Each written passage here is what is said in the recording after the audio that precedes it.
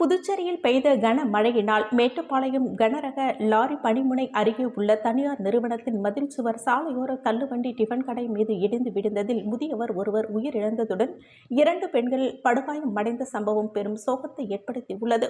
மேலும் சம்பவம் நடைபெற்ற இடத்தில் முதலமைச்சர் ரங்கசாமி, அமைச்சர்கள் மற்றும் சட்டமன்ற உறுப்பினர்களுடன் ஆய்வு மேற்கொண்டு பாதிக்கப்பட்ட குடும்பங்களுக்கு ஆறுதல் கூறினர். புதுச்சேரியில் இரவு 7 மணி முதல் தொடர்ந்து நகரம் முழுவதும் புறநகர் பகுதிகளில் பலத்த மழை பெய்தது. இதன் காரணமாக மேட்டுப்பாளையம் கனரக ஊர்திகள் முனையம் அருகே செயல்பட்டு வந்த தனியார் நிறுவனத்தின் சுமார் 25 அடி உயர நீளமும் 15 அடி உயரமும் கொண்ட மதில் சுவர் திடீரென சரிந்து சாலையோரத்தில் இயங்கி வந்த தள்ளுவண்டி டிஃபன் கடை மீது விழுந்தது.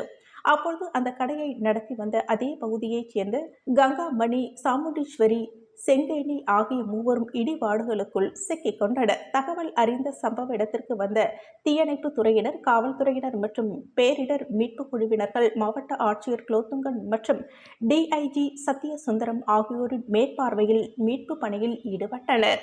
மீட்பு பணியில் சாமுண்டீஸ்வரி மற்றும் செங்கேணி ஆகியோர் பலத்த காயங்களுடன் உயிருடன் மீட்கப்பட்டு புதுச்சேரி அரசு மருத்துவமனைக்கு சிகிச்சைக்காக அனுப்பி வைக்கப்பட்டனர்.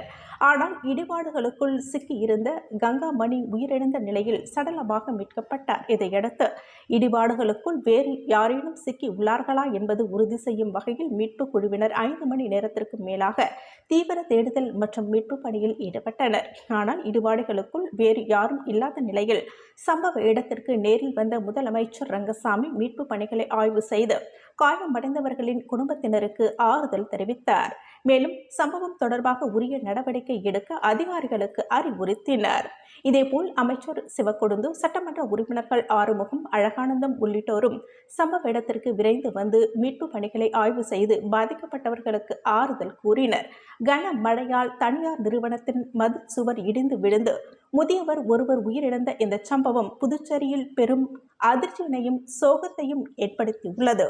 புதுவை சி நியூஸ் செய்திகளுக்காக சித்ரா.